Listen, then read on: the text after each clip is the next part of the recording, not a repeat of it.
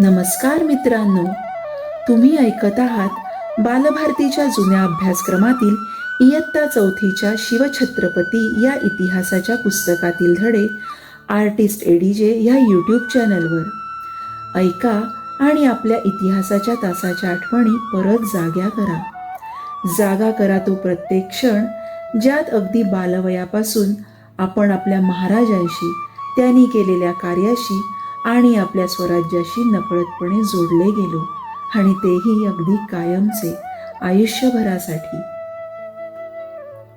आता ऐकूया धडा 12वा. बादशहाच्या हातावर तुरी दिल्या. जयसिंगाच्या शब्दावर विश्वास ठेवून शिवराय बादशहाच्या भेटीस जाण्यास निघाले. बरोबर आपला मुलगा संभाजी, निवडक सरदार, काही विश्वासू माणसे आणि बराच खजिना घेतला. मजल दर मजल करत ते आग्र्यास पोहोचले. दरबारातील बाणेदारपणा.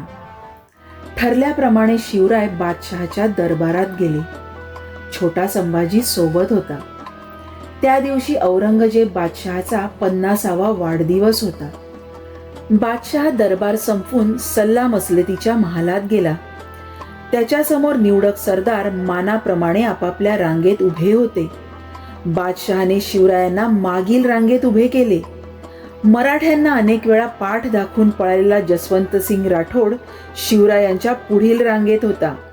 शिवरायांना वाटले, आपण महाराष्ट्राचे राजे, आपला मान पहिल्या रांगेत बसण्याचा, पण बादशहाने आपल्याला मागील रांगेत उभे करावे म्हणजे काय? त्यांचे डोळे रागाने लाल झाले. हा अपमान त्यांना सहन झाला नाही. रागाने शिवराय महालाबाहेर पडले. ते तडक आपल्या मुक्कामावर गेले. यापुढे बादशहाचे तोंड पाहायचे नाही असे त्यांनी ठरवले. भेटीचा बेत असा बिनसला. घडलेल्या प्रसंगाची हकीकत सगळीकडे पसरली. बादशहाची दगलबाजी. औरंगजेबाने शिवरायांच्या मुक्कामाच्या ठिकाणाभोवती शिपायांचा पहारा बसवला. शिवराय आणि संभाजी बादशहाच्या कैदेत पडले. शिवरायांनी ओळखले की बादशहाने आपल्याशी दगलबाजी केली आहे. आता तो आपल्याला कधीच सोडणार नाही. दिवसामागून दिवस जाऊ लागले. एक दिवस शिवरायांनी बादशहाकडे अर्ज केला, मला महाराष्ट्रात जाऊ द्या.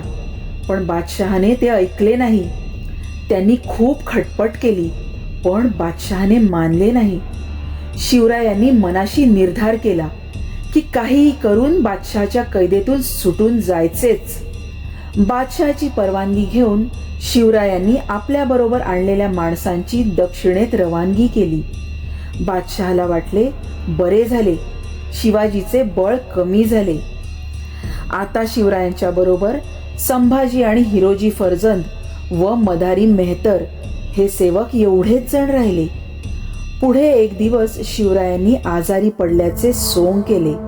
सोंगच ते, त्यांच्या पोटात भयंकर कळा येऊ लागल्या. हकीम वैद्य आले.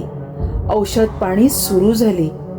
आजार बरा व्हावा म्हणून शिवरायांनी साधू व मौलवी यांना मिठाईचे पेटारे पाठवावयास सुरुवात केली. पेटाऱ्यातून पसार झाले.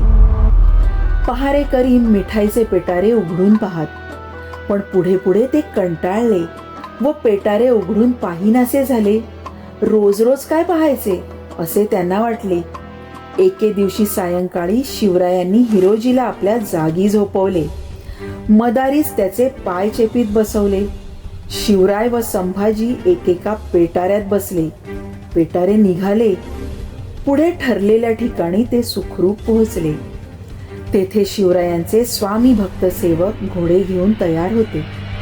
इकडे हिरोजी आणि मदारी महाराजांचे औषध आणायला जातो असे सांगून तेथून निसटले. दुसऱ्या दिवशी ही बातमी बादशहाला कळली. आपल्या तावडीतून शिवाजी निसटला.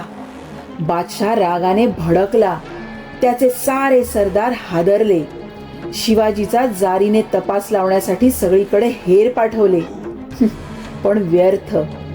बादशहाच्या कैदेतून मराठ्यांचा सिंह निसटला, तो कायमचा.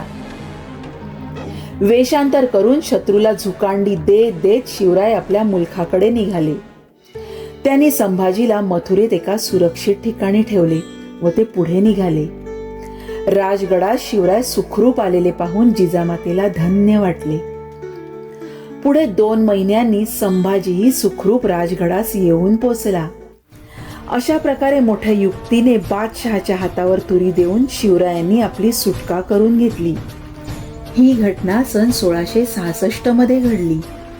धडा 12वा इथेच समाप्त होत आहे.